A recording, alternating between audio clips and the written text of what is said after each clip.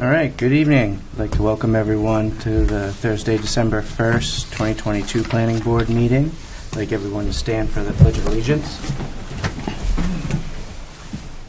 Pledge allegiance to the flag of the United States of America and to the republic for which it stands, one nation, under God, indivisible, with liberty and justice for all. All right. Introduction of board members. To my far left, we have Polly Matucci and Jerry Graybill, myself, Michael LaRue, Phil Roy, and Don Yanarelli. We also have Dave Andreessen, the Code Enforcement and Planning Technician, and Irish Griffith, the Code Enforcement Officer, and Hannah from SMPDC, and Christy Rabaska from, was it SMPDC as well? No. No, she's separate? She's separate. Okay. All right. First, public comment. All right, there's no one on Zoom. So I'll close the first public comment. Next is the public hearings. Preliminary major subdivision, 57 Old Route 4, Altus Engineering, tax map R62, Lot 7.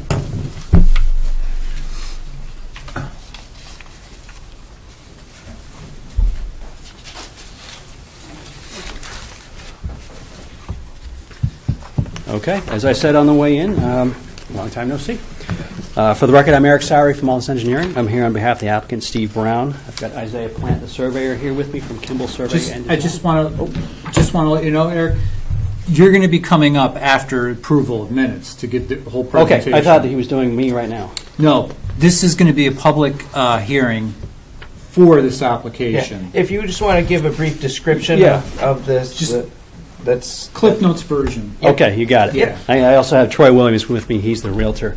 We're here at the corner of Wentworth Road and Old Route 4.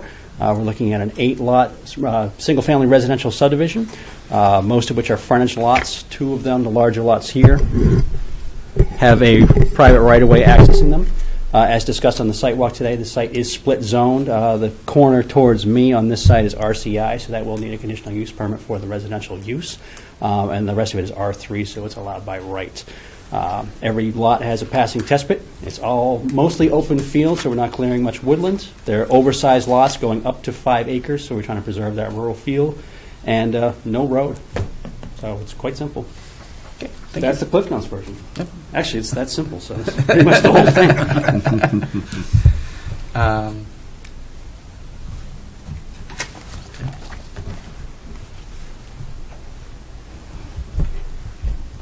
No one's here to public comment or make any comments on it. So I'll just close the public hearing. Okay, moving along is the approval of minutes for November 17, 2022. Having reviewed the previous meeting minutes, I see no errors. It's an accurate reflection of what took place. I'd like to make a motion to approve. I'll second that motion. Okay, further discussion? All in favor? Okay.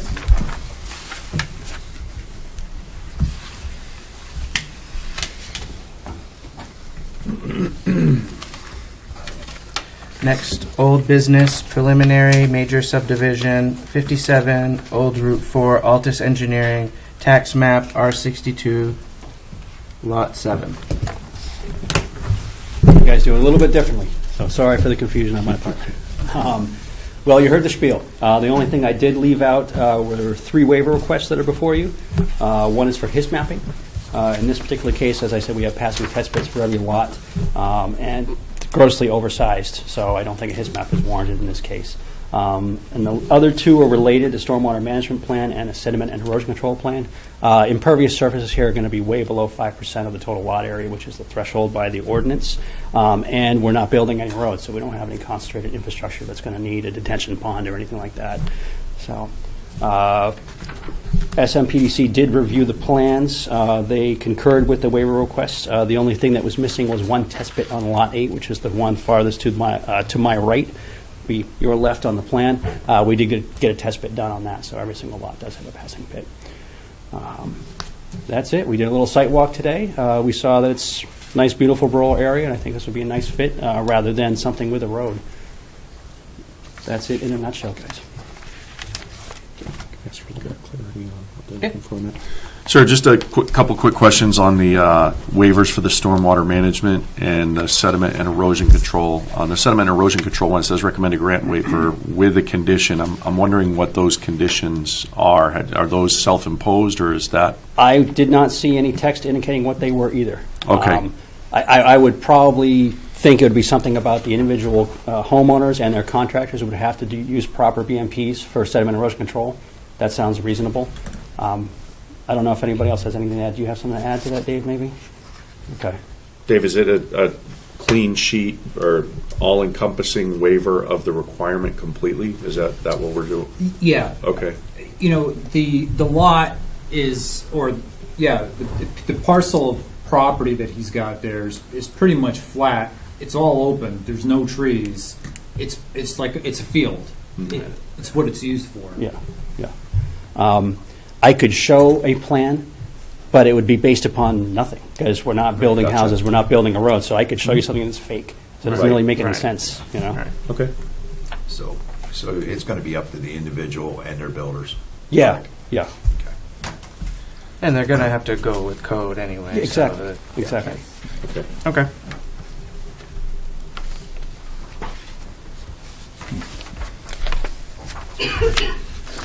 So are we looking for a motion on these waivers? Yeah. Okay. Well, Hannah, do you have anything to add? Yeah, I was just reading back my memo and realizing that I did not finish that sentence. But yes, the condition that I would have been recommending would be something along the lines of individual builders for each lot need to provide some sort of plan to show what they'll be doing when they're building. Don't think it's necessary at this point since these developers are not the ones building. That would be the only condition if you choose, but I mean, codes does have to review that anyway, so that's just an added precaution. We're perfectly amenable to that. I think that's perfectly reasonable. Does code have any reason to see why we shouldn't grant a waiver? No, not at all, because I will be monitoring primarily the biggest thing in a situation like this would be track out. And any time that I come across excessive track out or receive a complaint of excessive track out, I go out and make the builder clean it up.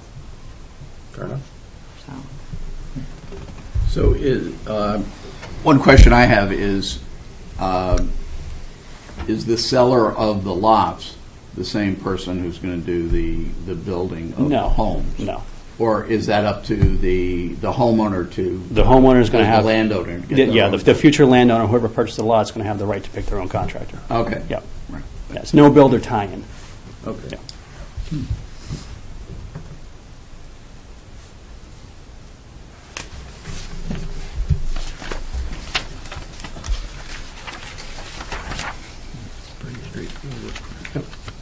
Very straightforward. So we should approve or vote on the waivers, and then.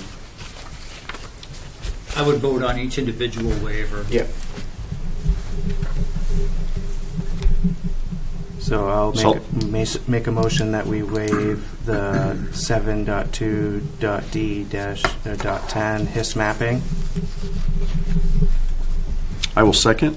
Okay, further discussion? All in favor? Aye. Okay.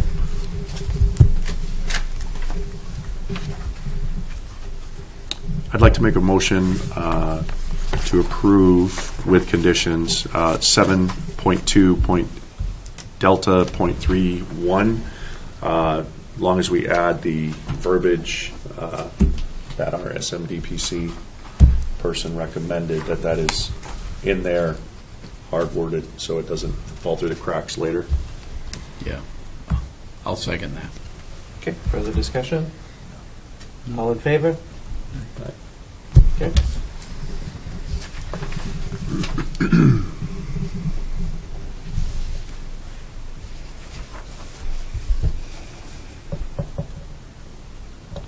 And then it's just 7.2D30. I will make a motion to approve.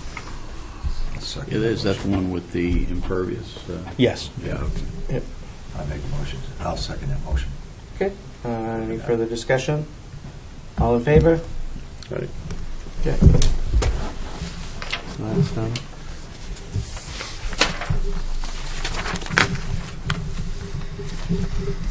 and then the rest is just the approval? You want to talk to Hannah about what you would next approve. Okay.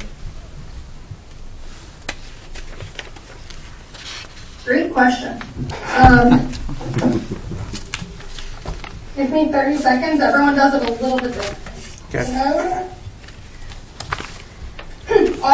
Typically, I would assume you would approve the preliminary plan. Yep. There'd be a period of time where the applicant has to come back with their final plan, any changes that were needed in between the two stages, but at this point, I don't see the board requesting any specific changes, so the applicant would just come back with their final application.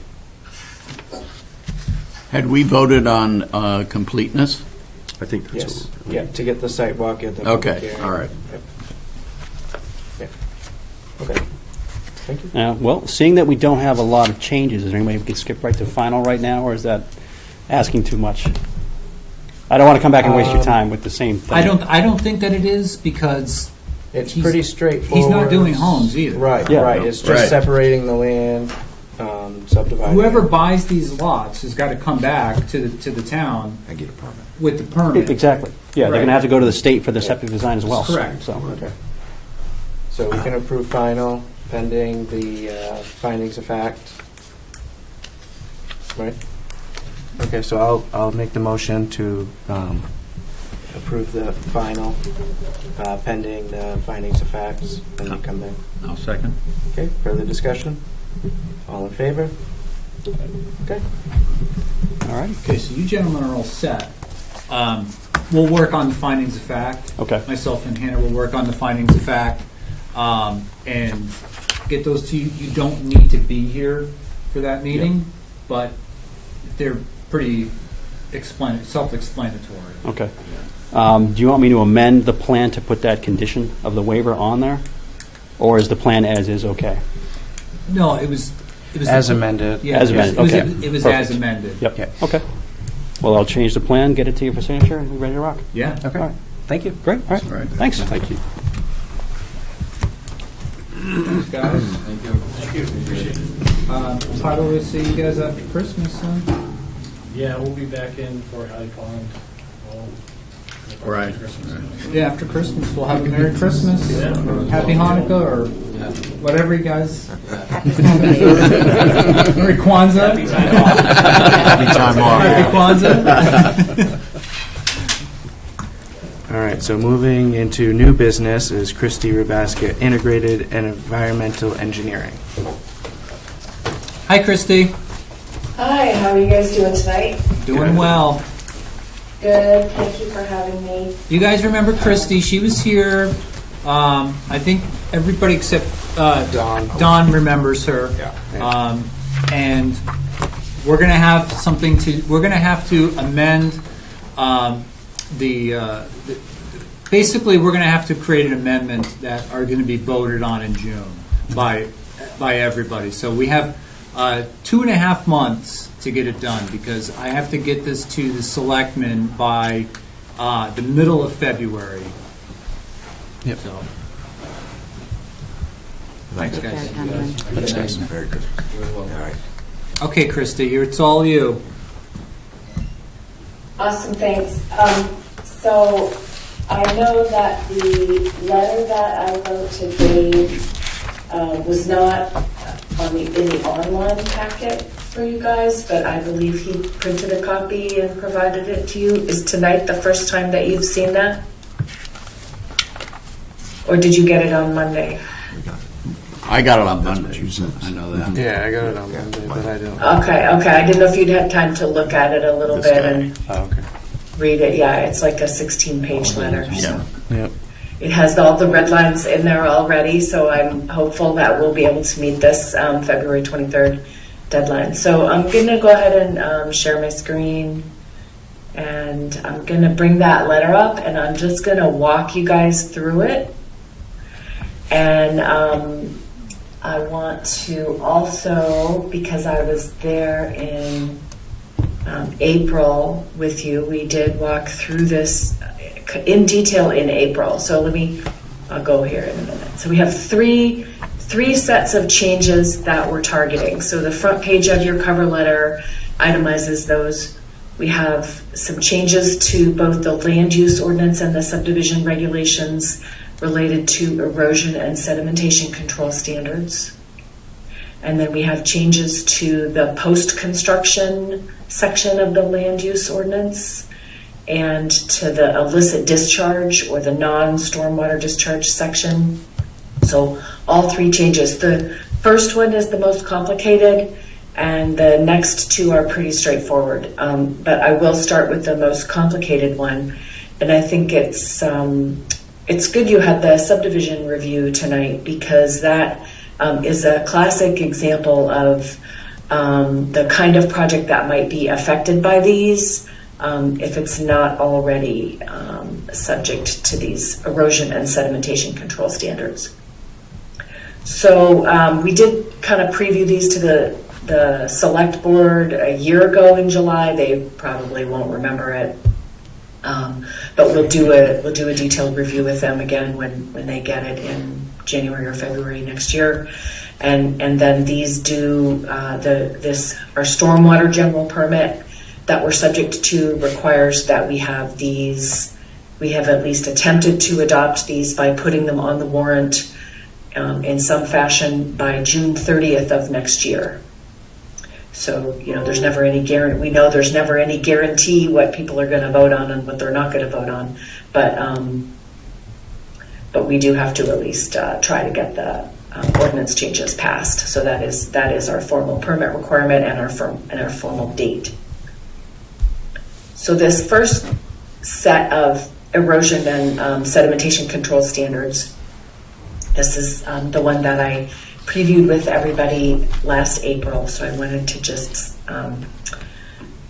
so the changes are basically that. I'm just going to cherry pick a couple of these slides for you. The changes are required by the permit to only be implemented in the urbanized area of town, which is really the downtown area, like up just beyond Partridge Lane and just a little bit up Old Pine Hill Road, School Street, and out 236. So not a huge area of town where these erosion and sedimentation control requirements are required to be implemented. But the standards that we are going to be implementing are the same as the standards that are applicable at the state level, if you'll remember that from that April. They're basically the same as the Chapter 500 erosion and sedimentation control standards.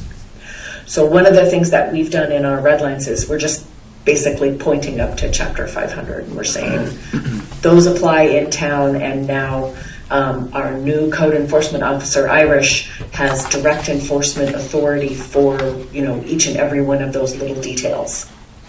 And that's the reason. So this is a state requirement that's being pushed down to the local level, so that the local entities that are regulated by their stormwater permit, we have that enforcement authority. So one of the questions, yeah. Sorry, that was just me choking on my coffee. Oh, okay, no worries. so that one off for a minute. So this is. The good news is that this is something that developers are used to doing. They've been doing it for years since these regulations came into being back in 2010. I know 2006 was kind of the first big change, and then there were more in 2016. But these ESD standards, they're things that people already have to do statewide. So, for example, the development that you just saw, even though they don't have houses on it, I didn't ask my question, I probably should have, but one of my questions was, have they gone to the Maine DEP and asked if they need a Maine DEP permit, because they're disturbed, that subdivision will ultimately be disturbing one or more acres of land, so they will likely have to submit an erosion and sedimentation control plan to the DEP that would just show what the protected areas would be. So then that would flow down to this, and the waiver that we granted tonight might not be possible after these changes are implemented. Yeah, I briefly read through this earlier today, And it seems like it's also restricting the power of the planning board to grant waivers going forward in a lot of instances. I think in that one instance, yeah, where it's within the urbanized area and greater than an acre, going to disturb greater than an acre of land, Right. then the Okay. waiver would be restricted.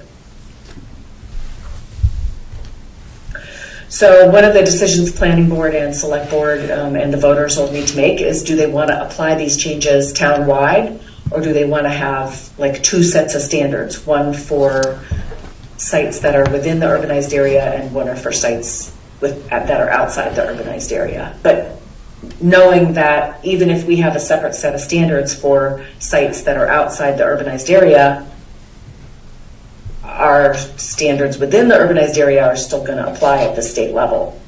So most of the communities that I'm working with are just adopting the changes town-wide, because it's difficult to keep track of what's inside the urbanized area and what's outside the urbanized area and which standards apply to which.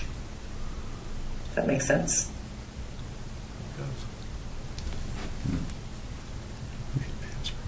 Yeah. So that would be a decision point for you guys. So, Christy, I know the last time we talked, it's been some time, but you're jarring my memory a little bit. I know we had talked about the in-town area being zoned and falling all into that requirement, but we'd also discussed the possibility of maybe a hybrid where we're not painting everybody with the same broad brushstroke, and maybe I'm being overly naive about how it works, but would there be a provision where in your more rural zoning areas, it does not apply unless you are within, we'll say, X amount of square feet of a tributary or feeder that flows into the Salmon Falls River?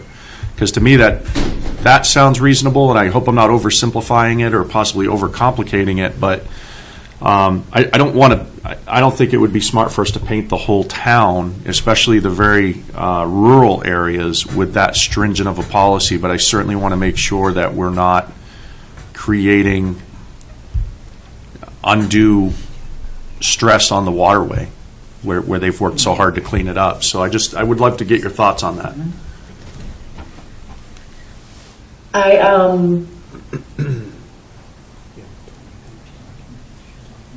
I think I know you asked about this before, and I think it was more in the context of the low impact development standards that we were talking about back in August. But I feel like I think that to add that in to Berwick, I think it would be fine to do, but I don't think that it's going to be, the standards are still going to apply outside the urbanized area at the state level. So you haven't really changed anything by doing it, except the enforcement control close to the Salmon Falls River. Right, so you'd have the ability to enforce this directly in the urbanized area and close to I guess I'm more confused than before I asked my question, and the only reason I say that, and I'm just seeking clarification, the map you showed earlier, could you bring that back up? Yeah. So the shaded area in the town, what did we call that? Urbanized area. The urbanized area. Yeah. So what I just heard you say is, even if we have a separate set for like the rural area, they're still going to fall under the same requirement at the state level for rural areas? So what is the significance of the shaded area? That's what I'm trying to decipher. Enforcement by the town code enforcement officer. I see. I apologize. I stepped out for a minute, but if I'm not mistaken. Is that as opposed to enforcement by the state? Yes. Okay, so there's still enforcement of the state code for the entire town, whether we isolate it or not, is what I I'm got getting. you. Okay. Right, but would the planning board be able to still do those waivers if it's in the non-urbanized area? Yeah, you could still apply the waivers. Okay. Even if you apply the standards town-wide, you could apply them outside the urbanized area. Okay. What are your thoughts on it? Whatever. Are you asking me or No, the I'm sorry, I was asking code. Yeah. Whatever I am tasked with enforcing, I will enforce, and I will enforce it equally and equitably. So it really, quite frankly, I came here from a municipality that is significantly more busy, and I dealt with a lot of erosion control because it was, I came here from Wells, a lot of ocean. It doesn't faze me to enforce it. Okay. It doesn't bother me at all. It's well within my wheelhouse. All right. So.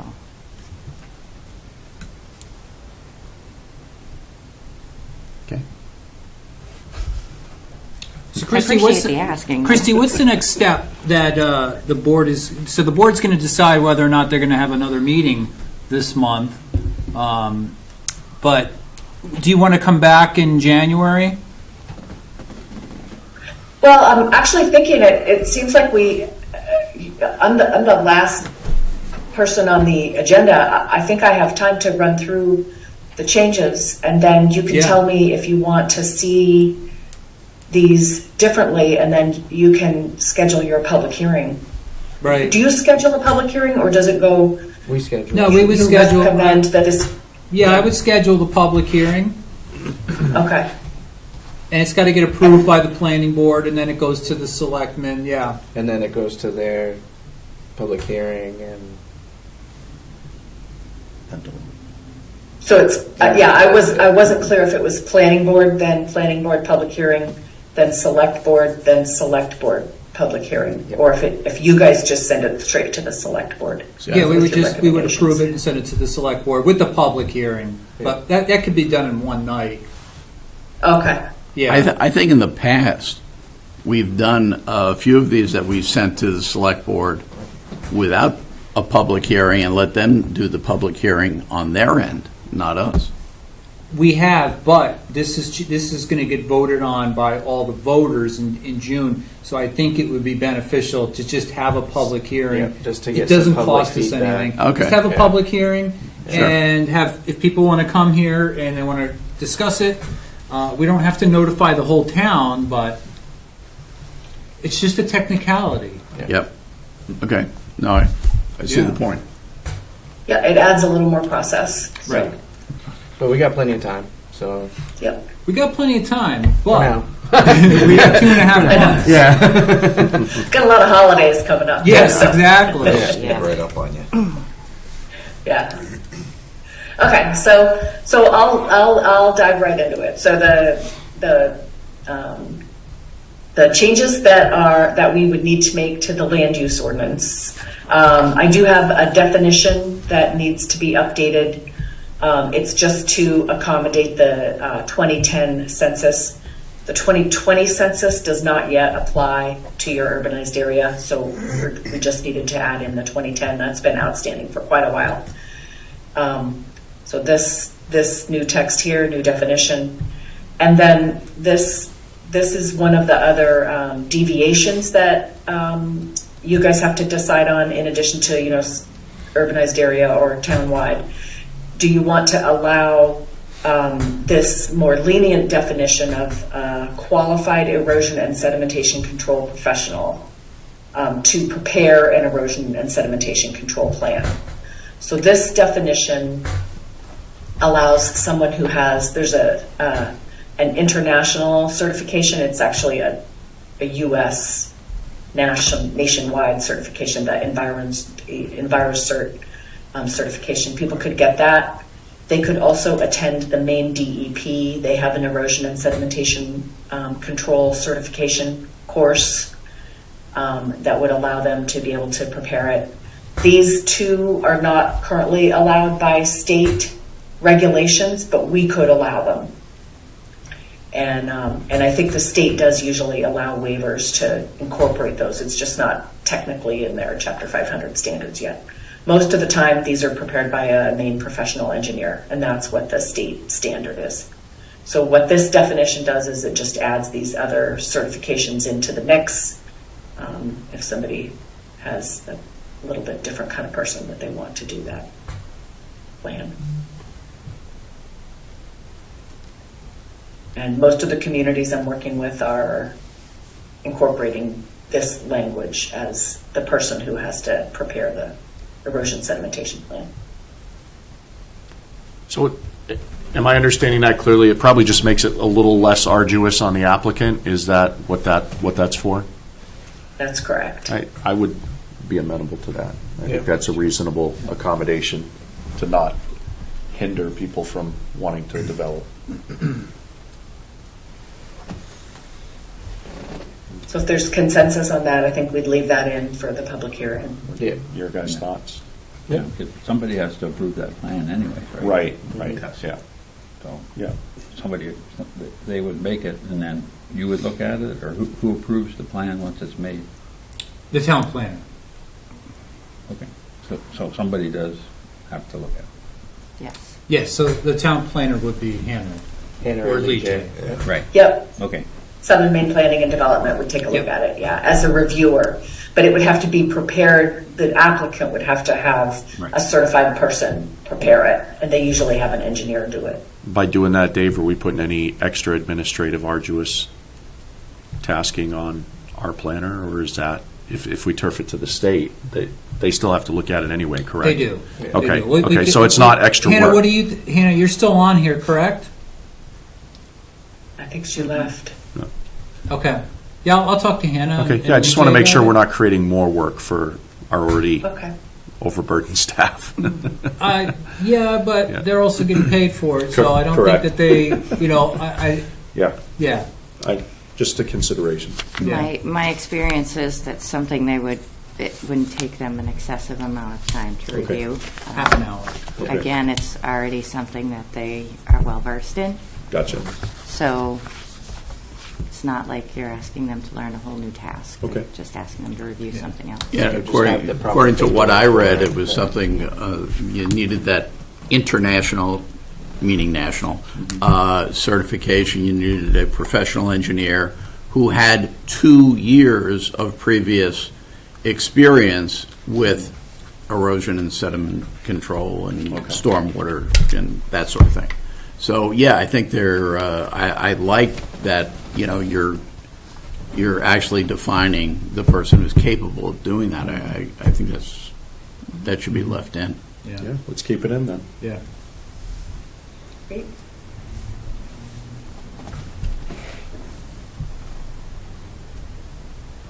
And then, so those were the only two definitions in the land use ordinance that we would need to change. And then, so as you probably know, the way the land use ordinance works, there are a number of different sections and zones that point to the performance standards, and you have one performance standard in Article 7, that's your erosion and sedimentation control standard. And so the underlined here would be the new text that says all activities which involve, this is kind of the definition of disturbed area, filling, grading, excavation, or other similar activities which result in 1 or more acres of unstabilized soil conditions and which require a permit. They also have to have the written soil erosion and sedimentation control plan. And so then what we're saying here is that that plan has to be designed by the qualified person in accordance with the Maine DEP. So we're just going to point directly up to the Maine DEP state standards. And that makes it much easier for the developer. So they know we have the same threshold as the state standard, and we're referencing the same state standards, but we're giving them that leniency on who gets to prepare that. And so, and then the last piece is a piece that we have to add in because of the general permit. We do have to add on a little bit to the state standards. Additionally, we have to include, additionally, the applicant will have to include some best management practices regarding control of wastes, like the discarded building materials, concrete truck washouts, which, I don't know, sometimes if you go to a development, you kind of go out to the back area. Sometimes the concrete truck washouts have been, dumped in a ditch or a ravine kind of out back in a wooded area. So we want to make sure that that gets addressed a little more specifically. Any chemicals that might be in use on site, and litter. So they just have to add a couple of things to their erosion sedimentation control plan and tell us how they're going to be addressing these specific items. And then that plan has to get submitted to the permitting authority, so planning board for approval. So this is your new, this would be the new language. And if you want to go urbanized area only, we would apply this only in the urbanized area. So I didn't do that yet. I assumed this was going to go townwide, so that's how I wrote this, just because that's how most people were doing it. So I would have to modify this section if you want me to go urbanized area only for this. But before we make that decision, I wanted you to just review briefly what the language is that you have in your ESC that applies to sites that disturb less than 1 acre of land. Or this could also apply to those areas outside the urbanized area. So we could modify it. So this would be your secondary standard for erosion and sedimentation control.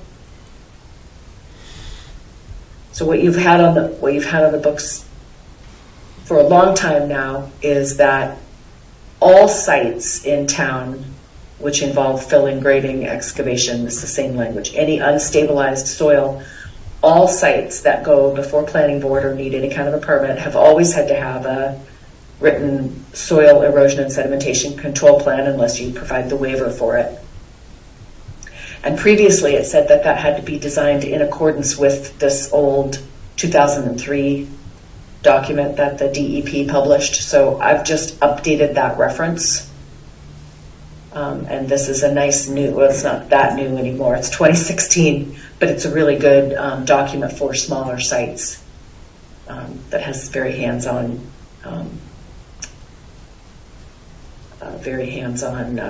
best management practices that can be implemented at a site. So this is the language that you've had in the past. And then, so we would be inserting this one for the larger sites. This, I assumed you would want this to stay for the smaller sites because it's always applied to all sites. And then you had these other statements which were, making sure that the development fits into the topography of the site. These are kind of more general protective measures, and I just remembered them as all. But these have always been in your ordinance, and I left them in here. So this is kind of the meat of the standard, and this is in the land use ordinance. And what I've done here is I've actually just mimicked it in the subdivision ordinance. So they both have the same sets. You're applying the same set of standards to the commercial and residential subdivision sites. So Christy, if I'm understanding you, if we elect to do this for the entire town, then that means all of that inspection and approval falls directly on our code enforcement, not the state? Is that, am I understanding that correctly? No, it would be in addition to the state. In addition to, okay. Yeah, there'd be multiple sets of eyes looking at it now instead of just the state's eyes. Okay.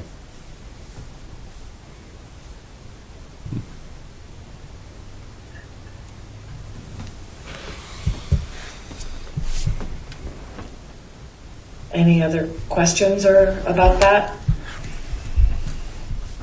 So does the state have their eyes on it anyway, all the time, or does the state decide, well, no, I'm not going to look at that one? You know, They look at it. They I think the issue is that they have like 4 or 5 field engineers who go out and do inspections on erosion and sedimentation control, and that's not enough to cover the entire state. Well, and you know, part of where I'm going with this is that I don't want, you know, builders, developers in this town to be handcuffed because the state can't get there. And, you know, it's like when we were dealing with solar, and we found that the public utility could not build enough stations for these people to you know, get the solar to them. So I'm thinking that if we leave it in our hands, at least we're the ones who have the power there. If I may. Irish? It's been my experience over the years that I've done code enforcement that the state, because they're so stretched thin, and they do have, they've had over the last few years a relatively high turnover, they're primarily reactive rather than proactive because they're responding to places where they're getting really blatant violation calls. If I need them, they're always at my disposal to call. They'll come down if I go to a developer and say, you know, this is what you need to do to tighten up your site, and they ignore it. I can get the state down here, or oftentimes even just the threat of the state down here will make them be compliant and clean up their site. But this way, I get to be the first point of contact rather than the state.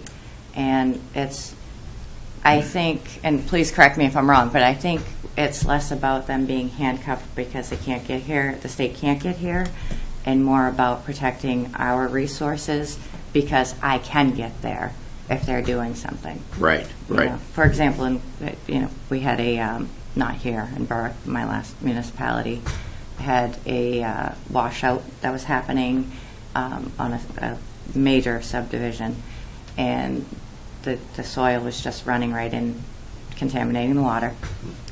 If we'd had to wait for the state, would have potentially been a few days.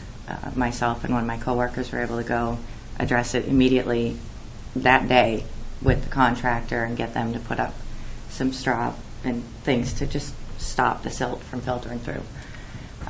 So it's really about resource protection. Yeah, I think it really does. does. I think, you know, it's, to me, that's pretty it's painfully better for our obvious that town. that's the right way to go. Does the state levy fines here, or, because when I was building in Georgia, it could be the town or the state levying fines against contractors if they didn't do what they were supposed to do? So the state can. Yeah, Maine DEP This- will slap some. They can. They don't always. They can. As for my position, fines are something that are, you know, the state is able to do because they have that jurisprudence allowance. I'm not able to impose fines because it's a judicial thing. We could, however, at some point decide to impose fees. Fees are different than fines. Yeah. Fines are legal, fees are municipal. So they can be hit with a fee, a stop work fee, making them stop and clean up if it came down to that. Yeah, but the key. And the state folk, just to add on to that, the state folks that I've worked with in the past, it's very difficult for them to even issue their fines just because they have to jump through so many administrative hoops on their end also. And that stop work order is, as Irish said, that's pretty Effective. that gets their attention. Yeah, no, I That's how to do it very quickly. The local person saying you need to clean this up, or Yeah, Yeah. and it's probably better to handle it at a local level anyway. And I have a little bit more of an arm twist leverage because if I have to hit them with a stop work order and they don't do the site containment, the erosion control they're required to do, all I have to do is tell them no further inspections until and then all their building grinds to a halt. And as she said, I wasn't going to say anything, but yes, DEP has a very hard time getting fines assessed or getting them followed through on having to be paid because of a plethora of reasons. But you know, it's they want to build, and if we're telling them I'm not going to inspect, so you can't move on, they're going to fix it. So we have that extra with me being involved too. I think that's the way to go.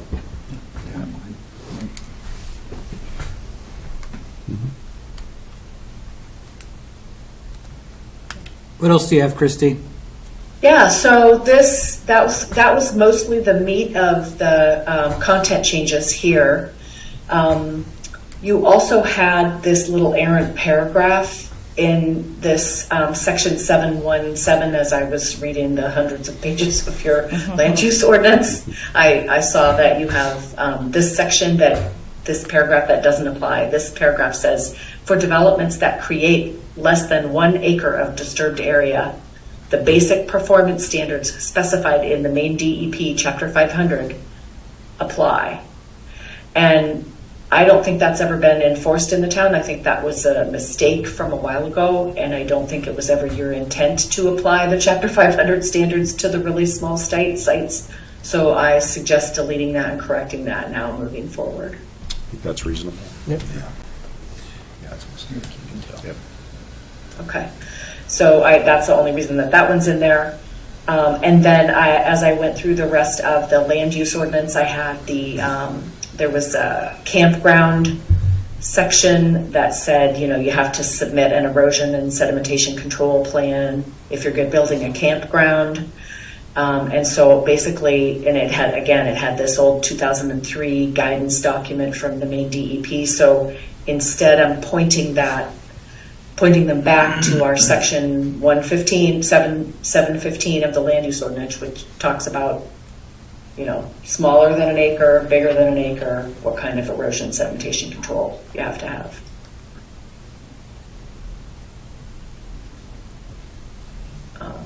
And then same thing with the mineral industry, just pointing them again back to the proper performance standard instead of this dated guidance document.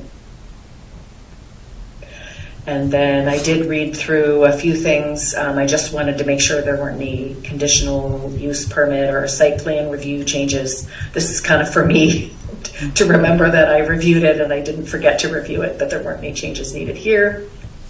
And then for subdivision, I'm basically mirroring everything we do in land use. I'm mirroring all that in subdivision. So for definitions, this is, I think, the same way that you usually do it in subdivision regulations. This qualified erosion and sedimentation control professional, you have to just go see the land use ordinance is the way you've been referencing that. So that would be my suggestion there. And then again here, so this gets a little more complicated for your subdivisions. We have our minor subdivision changes. So minor subdivision submissions and major subdivision submissions. And in your subdivision regulations, you have performance standards, which are in Article 11, design guidelines, which are in Article 12. But then in the subdivision, basically everything rolls down into this Appendix A of your subdivision regulations. So what I've done is tried to clean that up and just make sure that those 3 items are referenced for both minor subdivisions and major subdivisions.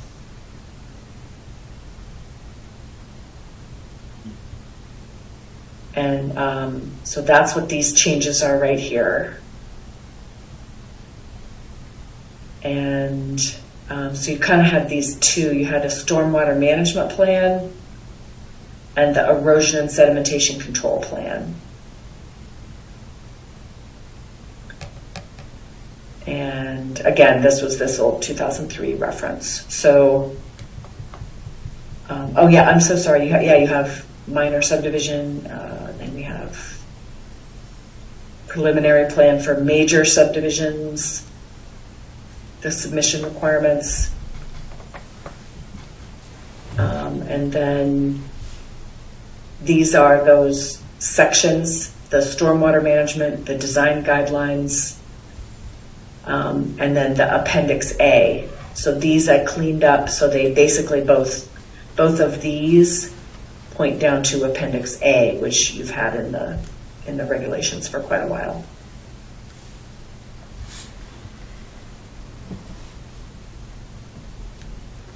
And again, you'll see I'm deleting these older guidance documents. And so then this is kind of the meat of it, which parallels what we did for the land use ordinance. So for developments that create 1 or more acres of disturbed area, the stormwater management provisions in Chapter 500 and 502 will apply. Actually, this was language that was already in there.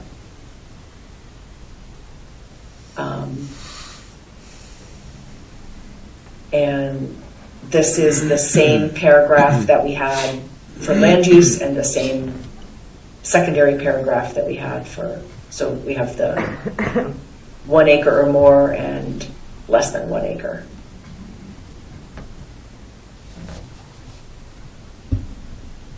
Then the only other changes that I've made here on page 8 are, there's a table in your Appendix A which talks about, again, Southern Maine Planning and Development does most of these reviews, but when you're getting into the larger subdivisions and you want to take a look at flooding and you want people to be running these 2-year, 25-year, 50-year storms to make sure they're not causing any flooding, that the pre-development runoff looks the same as the post-development runoff. We just had some dated references for a lot of this, so I've cleaned those up to reference the more current guidance document. So this table didn't have anything to do with the erosion and sedimentation control. I just knew that those guidance documents were old, so I thought we should correct them here.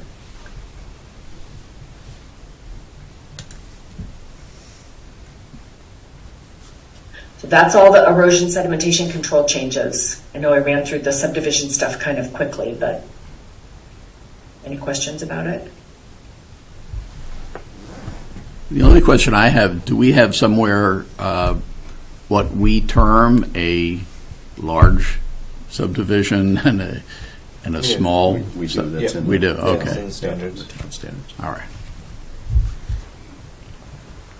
Yep, yeah, your definitions for major and minor are 4 lots or more. Right, up to 4 lots is minor, 4 lots or more is major. Did I get that right, Dave? I thought it was 3, but it could be 4. Yeah, so 1, 2, or 3 lots is minor, 4 Right. or more is major. Right. Okay. Okay. Yep. Yeah, so we have this minor subdivision, major subdivision, but these regulations and our permit requirement, it doesn't matter whether it's a major or a minor, it's more about how much soil they're disturbing when they do the subdivision, so we had to add it into both.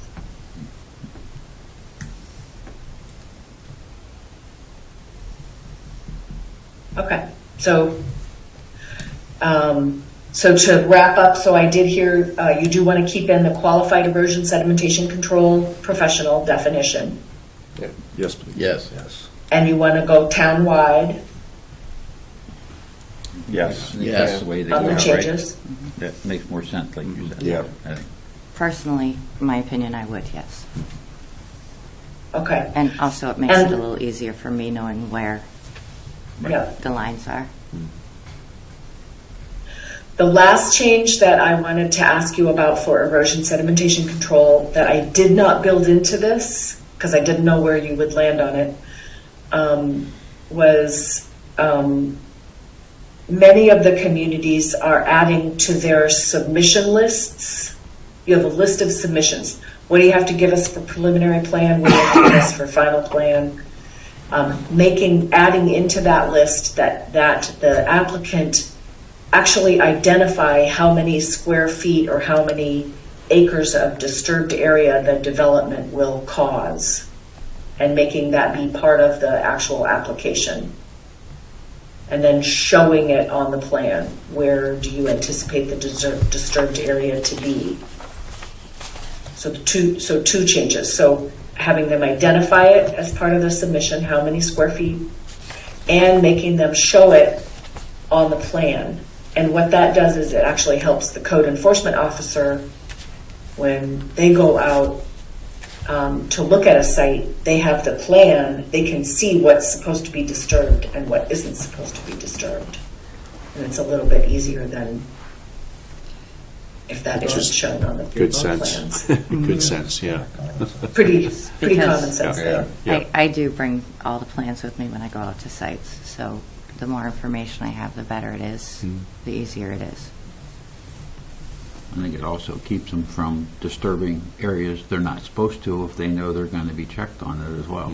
And say, oh, I'm just going to It's go honest dump people, over there honest. for a couple days. And it's like- Exactly, and it keeps them from saying they're doing less than half an acre and then doing 3/4 of an acre, because Right, stretching those lines. I'll know from their application and from what they've submitted that, no, this is, You're coloring outside the lines, yeah, Yep. yeah, Yeah, coloring outside the lines, yes, I like that one. exactly. Heard a lot of good ones, too. All kinds of, kind of gives you the opportunity to keep us clean for the state too. Yes, We don't violate things that we don't need to be violating. yes. And again, all of this protects our resources. Right. I mean, it could be as easy as a sketch on a piece of paper attached to Yeah. this. I mean, they Stating, can, here's my piece of property, here's where I'm going to be, I'm not going to disturb any of this, and that way you have something, or does it have to be official? but if you think about it, as many copies of things as they provide to you that show their lots, whether it's for the plot plan, whether it's for the septic, they could take any one of those and Right. put a It's one more highlighted color. Well, that's what color, yeah. Right, yeah. You know, they can That's take what their I'm- highlighter and color it in. I Yeah. don't care, Right, as that's long what as I meant, have is something. They could Yes. actually draw on something, they Yeah. don't have to have an No. engineer make We it. wouldn't require an engineer. Okay. I don't believe we That's- would ever put that in our ordinance, would we? For an engineer to ascribe or to describe that area for us. I don't think that would make any sense. It'd be extra No. cost for Here's something the way simple. to Yeah. Yeah, it'll be up to us if we accept how they present it. It's Yeah, just that that's they have to reasonable. present it. Yep. Yep. Yeah. Yep. I like that. Okay. Okay. So I will make those adjustments and bring that back. So these next two will go pretty quickly for you. These next two changes are both very similar, and again, they're also required by the permit, the stormwater permit that we're subject to. So and these are both just the land use ordinance changes. So section 723 of the performance standards, which starts on page 70, it's the post-construction stormwater management article. So I know you guys have talked about this before because we have a couple of post-construction sites. And so these are sites, these are sites that are in the urbanized area, disturbing 1 or more acres of land, and they're going to have some stormwater infrastructure that is remaining in their own private hands for maintenance. They're not turning it over to the town. So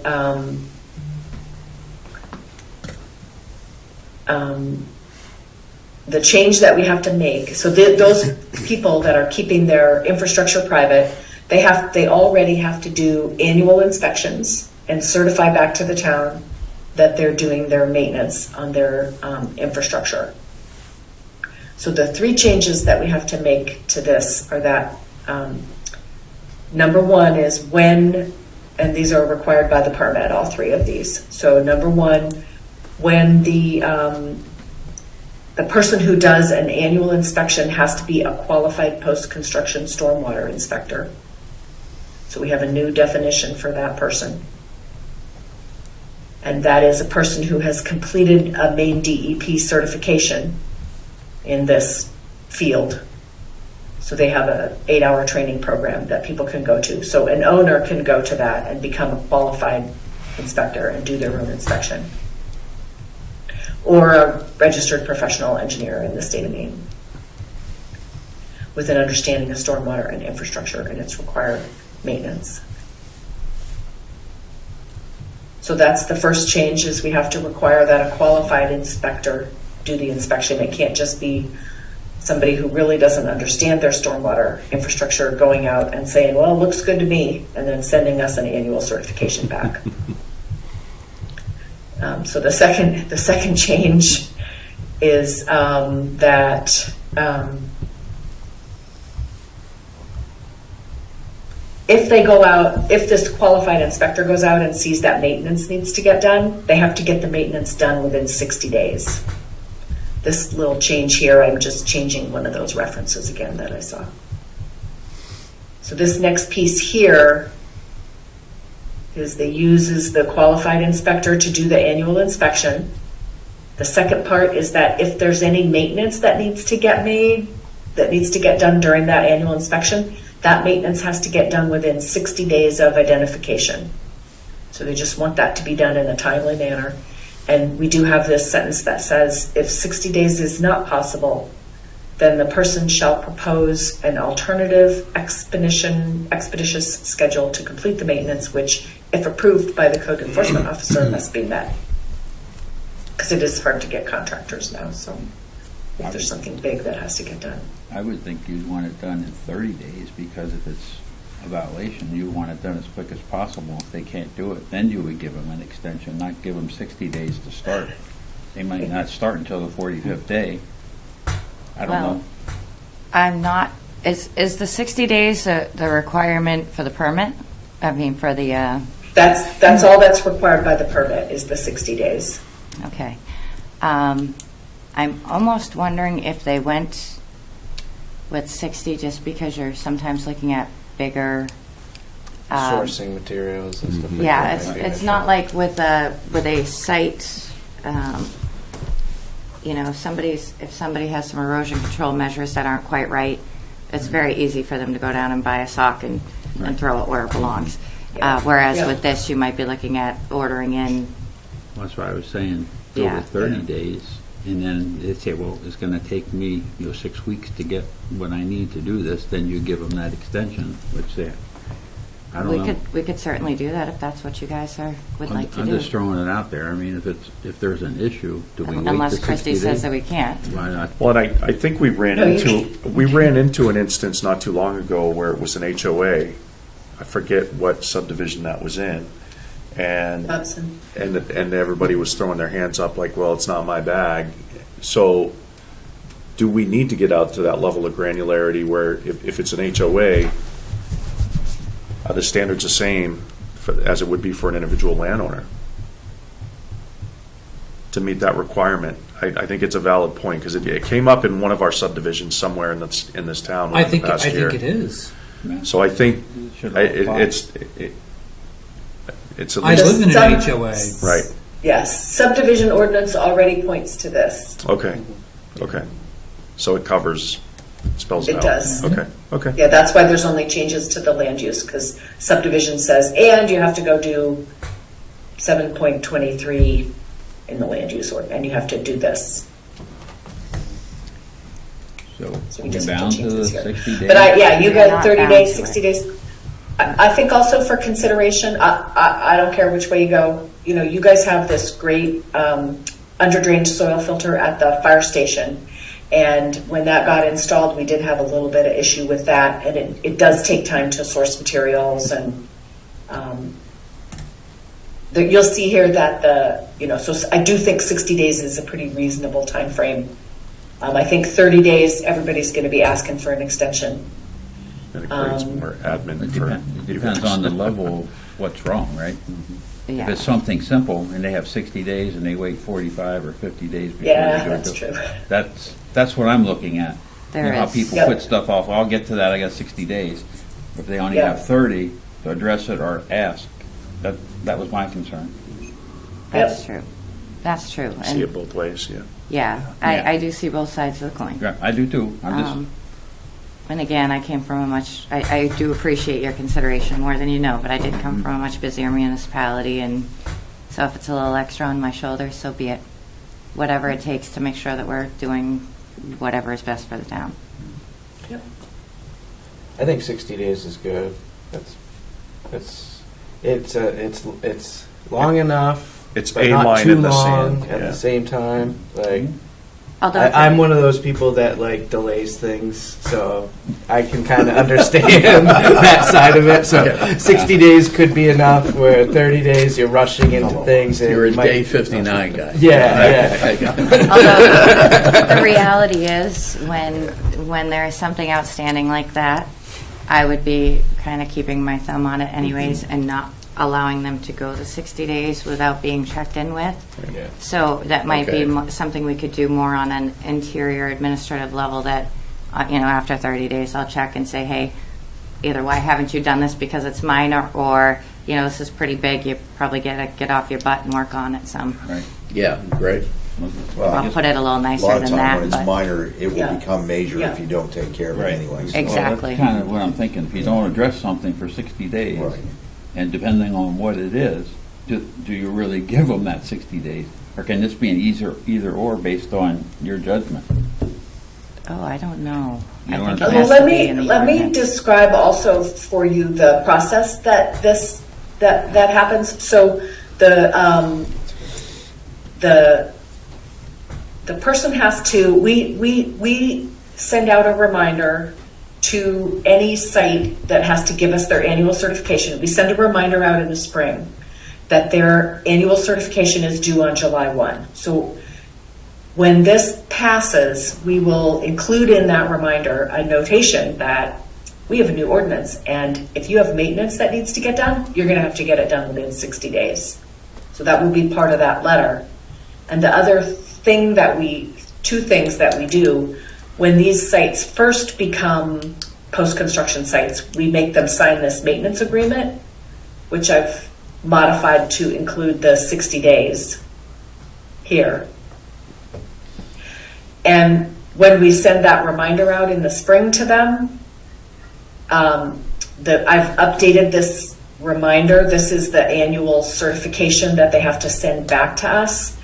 We've highlighted it, and it's got the 60 days in here too, in this annual certification. So everywhere they look, it's going to say, you got to get it done in 60 days, you got to get it done in 60, or 30 days, 30 days, 30 days. So basically, they won't be able to play stupid anyway.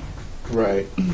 Oh, yeah. It's not going to be. So we're saying that a subdivision developer can take the course from the state, the 8-hour course, and become certified to inspect themselves.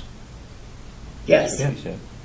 So we're letting the fox in the hen house.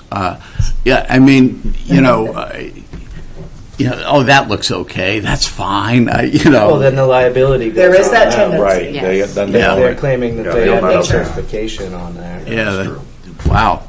But see, normally when you're dealing with stormwater, which I've dealt with down in Georgia, and the rain we get down there, it's sometimes like what we get up here, these storms that just ravage. You have a minor problem, you as a developer want to fix it as soon as possible because it will turn major. Yeah. It'll turn major, I guarantee it.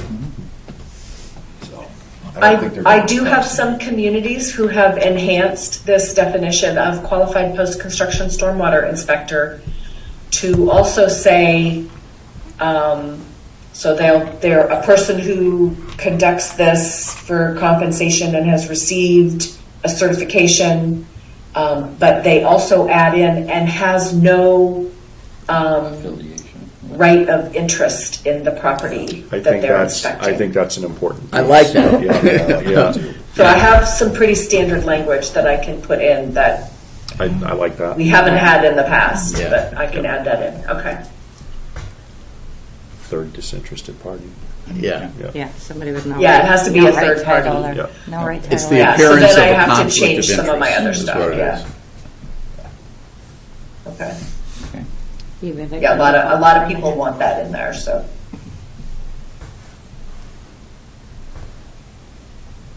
Okay.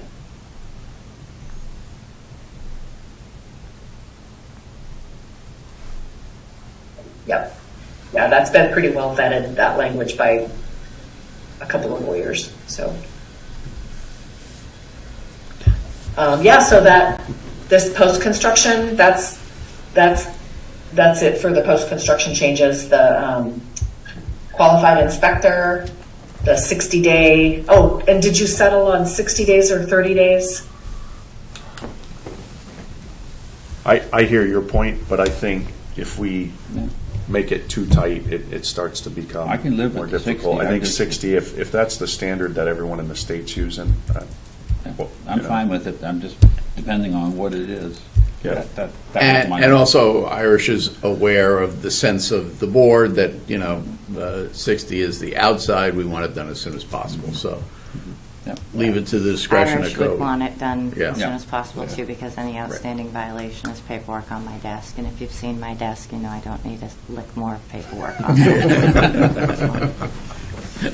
And that would be based off of July 1 every year, right? When those would need to be Yeah. assessed and taken care of. So, I mean, July, August, those are usually like the drier months of the year anyways, so. Yeah, it's not going to be springtime runoff. Right, right. Spring, what's spring? Do we have that? I don't think we have spring, did we? The 3 days of mud in between the snow and the Yeah. Thaw. and the between the snow and the scorching hot. Okay. And then, so the last change is pretty straightforward. I'm not going to review this certification. This is actually the annual certification, and it's embedded in your ordinance. I'll make these changes because it'll be, since we're going to change who can do the inspection, since it can't be one of the owners doing the inspection or a homeowner doing the inspection, I have to change all the language. So I'll make that right. The last change is to section 7.22, which is called the non-stormwater discharge element, and it is basically it's the don't dump things into our storm drain system that shouldn't be there. Don't pollute. Don't pour things in. Don't pour drywall, paintbrush, rinse out, oil. Don't dump things into our storm drain system, please, or we'll fine you. That's what this section's all about. And really the only change that we have to make here is that if we find someone who has an illegal connection into the storm drain system or has been doing some dumping, they have to cease and desist or get it corrected again within the 60 days of identifying the source. So, That one, I feel like 60 days is Yeah, way too long. I would honestly, I would give that person a day. Yeah. If it was 60 days me, seems and I really had the excessive. town coming to me, I would get it done that day. 60 days does seem like a long time. Yeah. I think 30 days probably would be more On in the line with. outside, yeah. 30 Yeah. days max. Yeah, that should be on the Is that what outside you're end. saying? Yeah. yep. Yeah, because if somebody's dumping oil or something. Yeah, no That's- They 60. got to stop. Yeah. They got to stop. That's stopped now. Cease and desist immediately, clean Yeah. it up within Yeah. 30. Not day Within. 29. Yeah, Yeah. not day Yeah. 29. Correct. Because they have a whole garage full and they just start dumping. I got 30 days to get this out. Right. Hey, Billy Bob, bring it all over. We'll fix Right. this up. Yep. I think 30 days works, Christy. Okay. I was going to say, or sooner if. Or sooner is good. Yeah, Yeah. Yeah, that's it. by code enforcement, yes. Yeah, I like it, Yep. Okay. because that needs to be. Yeah, I actually like that. I haven't And that had could be a anybody case suggest by that case yet, but I really like that change. So. ASAP, yeah. Yeah. Okay. Yeah, and then I'll adjust this language You here. say the same Okay. up above for the 60 days or sooner, 15. I would have to. This is going to say something Yeah, you like could, that. yeah, on the other thing, yeah. Yeah, 60 days or sooner. Yeah, 60 days or sooner if deemed, Mandated by code Necessary, enforcement. but. yeah, or as prescribed by code enforcement. There you go. Right. Oh, he's asking if we should do that to To the To- other Yeah, one. that's- the other one. 60 days. To the would other be 60 on. days. Yeah, or sooner. Like it- If it's minor and it can be fixed immediately, that's the way to go.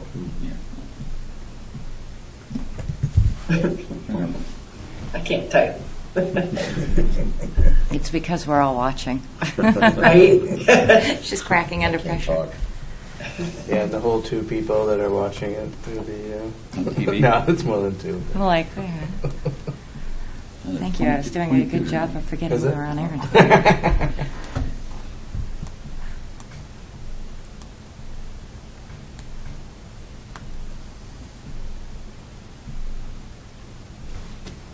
Yeah, I like that. That language is okay. Yeah, it gives it. Dave, you can schmooze it for me if you don't like it. Sure. Okay. Okay. So those are the 3 sets of changes: erosion sedimentation control, post-construction, and non-stormwater discharges.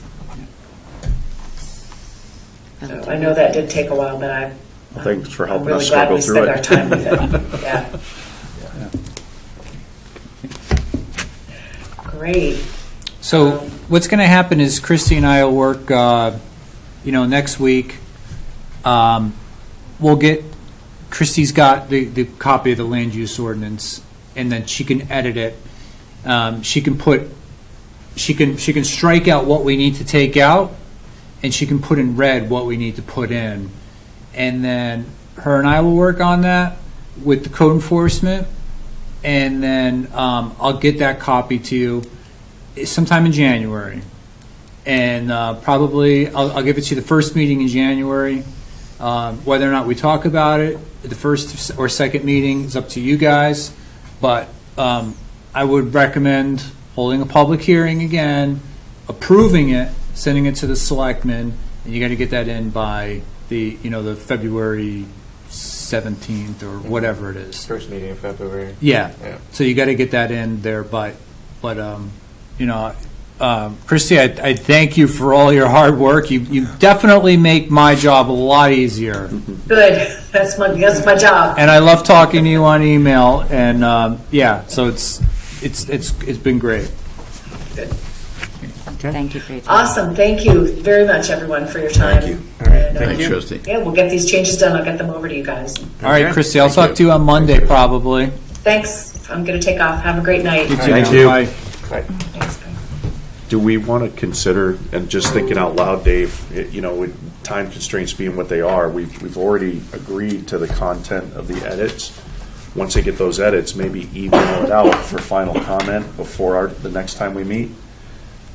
And then in that meeting, instead of chewing on all the verbology, if I think we've done so. that, if we've embraced technology and we've done that before we got here, I think we're coming out ahead. The and then we can only schedule thing the is I public hearing. ask you guys, I'm not going to point any fingers, just don't hit reply all, because then we're having a meeting. But just, if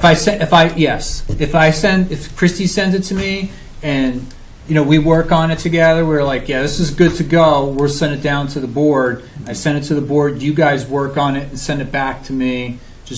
I think that's an awesome idea. Just helps us move it along. Yeah. Yeah, I mean, once we find it complete, basically, then we schedule the public hearing. So then that would be basically probably the first meeting in February. I think the first meeting in February. So Then- you got, Yeah. Then we vote on it, then it goes to the selectmen. yep. Yep. Right. Okay. And we'll probably be able to get you something next week, and we'll send it to you guys, and you guys can take Plenty of time reading. plenty of time that you need. Holiday bathroom reading. You laugh. When I first got on the planning board, that was when Most of the land use Your ordinance. quality time. That was when I was designating my own lavatory. All right, so second public comment. I'll open that right now. Is there anybody online? There's Neil. Hi, Neil. Oh, having a hard time hearing you, Neil. Still can't hear you. Still can't hear you very well. Are you in need of assistance? A little better. A little better. You get me there? Yep. We got you. All right,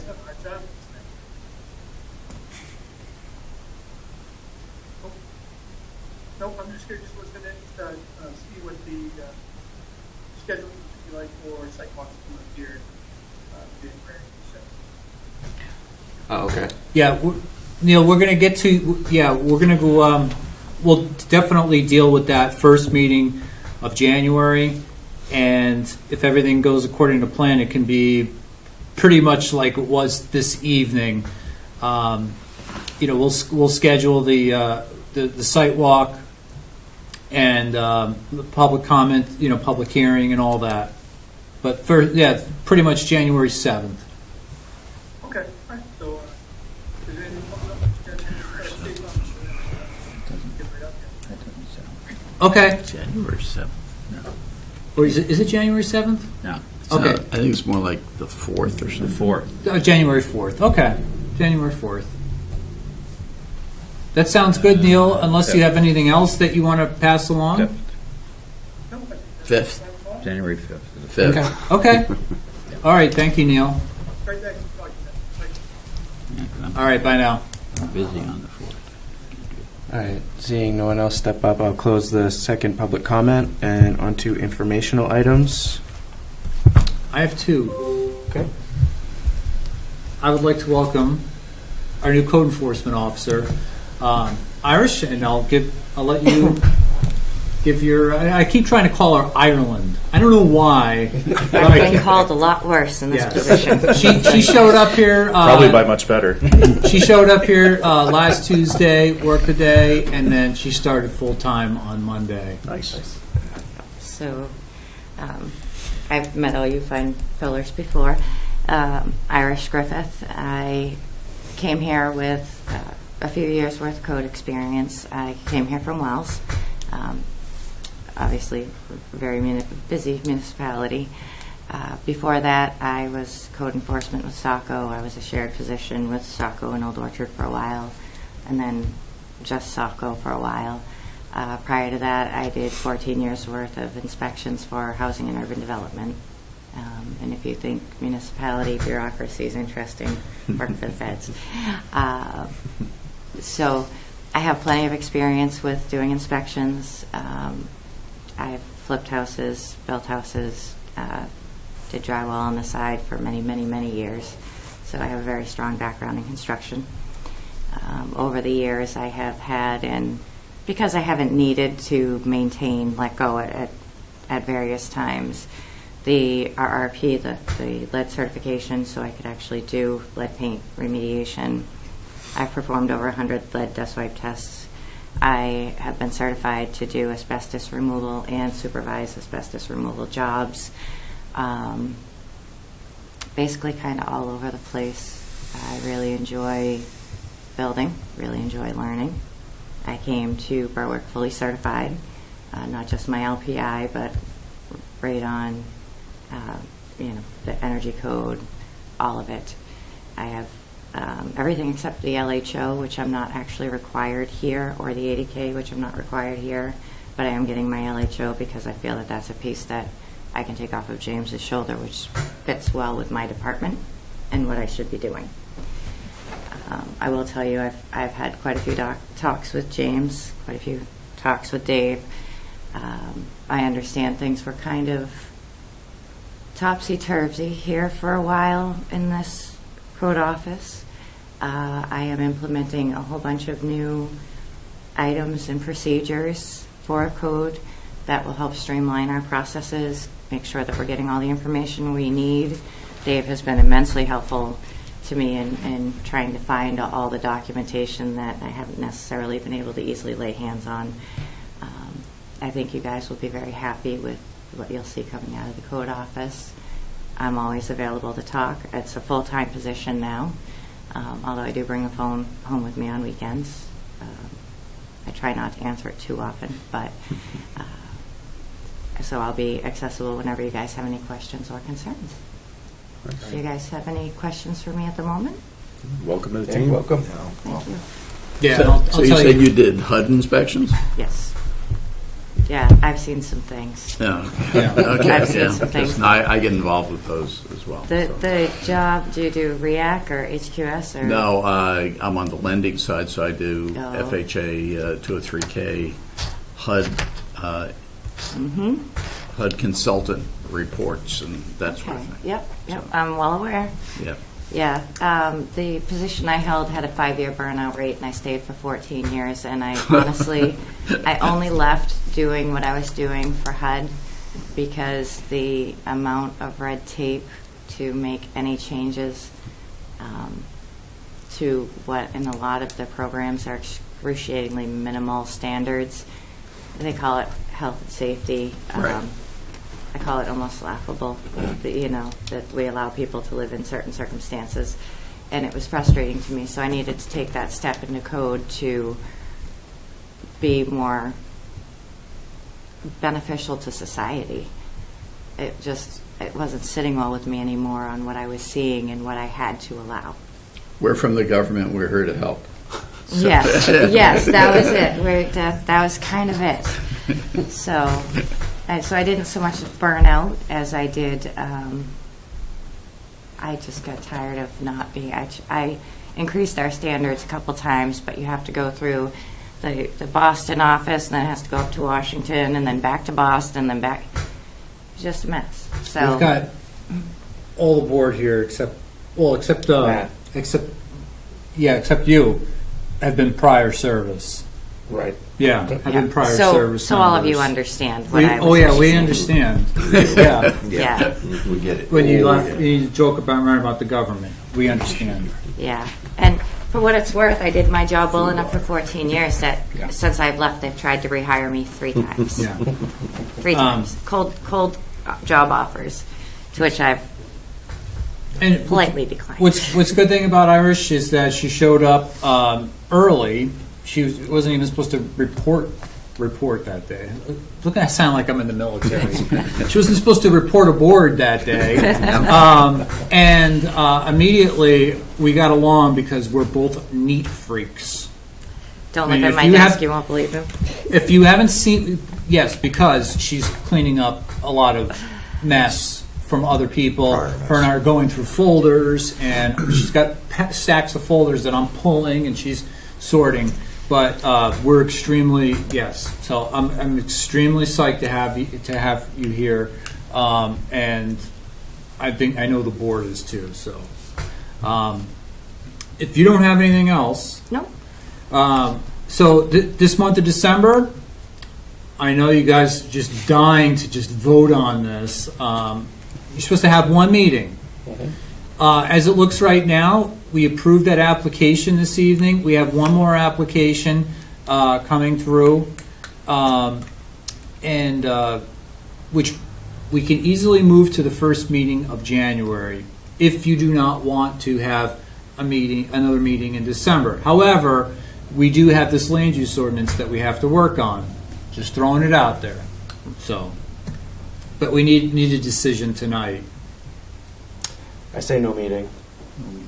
No meeting. No meeting, as long as it doesn't place an undue burden on the applicant. No, he already knows. Okay. I think you would want to vote on that. I'll make a motion that we have only one meeting, that being tonight, for the planning board in the month of December. I will second. Okay, further discussion? All in favor? Okay. All right. Excellent. You almost had me raising my hand for that. Sorry. Yeah, I don't have anything else. All right. Anyone else have informational items?